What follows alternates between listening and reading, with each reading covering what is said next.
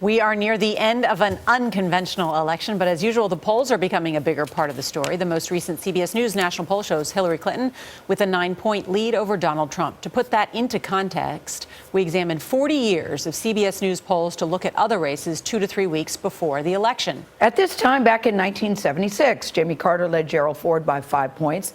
Now that was nothing compared to Bill Clinton in 1992.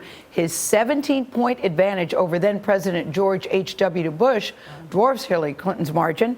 In 2000, George W. Bush led Al Gore by 2 points in our poll. That was a little more than 2 weeks before the closest election in modern American history.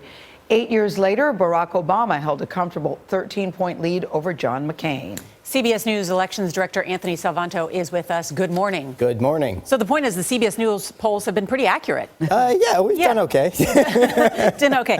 Look, the Trump campaign put out a memo yesterday, in part to raise money. But in it, it said that if Trump wins New Hampshire, Colorado, or Pennsylvania, he could win the election, and that recent polls show him ahead in Iowa, Ohio, Maine, Florida, Nevada, and North Carolina. How does that memo square with the truth and some of the data we've seen out there? No, he's down. He's down in most of those states, and he's down in the Electoral College overall, but that doesn't mean he's out. You know, the difference is voters in polls tell you what they're going to do. And we've seen that over history, over time. And right now, we find that Donald Trump's voters are willing to talk about voting for Donald Trump. They're proud of it, and they're telling that to pollsters. They say in the polls they're telling their friends and their family, so they're not shy about it. They're showing up. They're showing up in the polls. The other thing is, though, they say they think Donald Trump is talking about the issues and topics that he wants to talk about, not what they want to hear about. And that's changing Washington. That's the economy.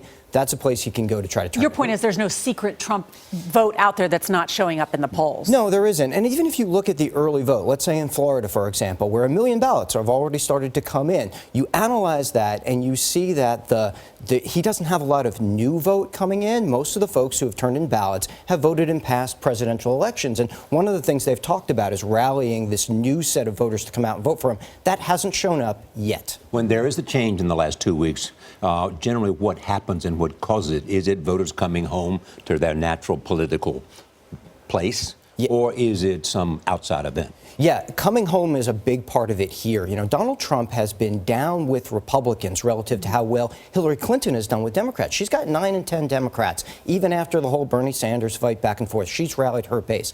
He's still got this 20% of Republicans. I've called them the reluctant Republicans, largely women, largely suburban women. He is running about 10 points down in state after state, especially college-educated women, all of whom have been reluctant to come over to his side. If he can rally that base back to him, then he gets a lot closer. There's so much talk, Anthony, of this race is over. Hillary Clinton has already won.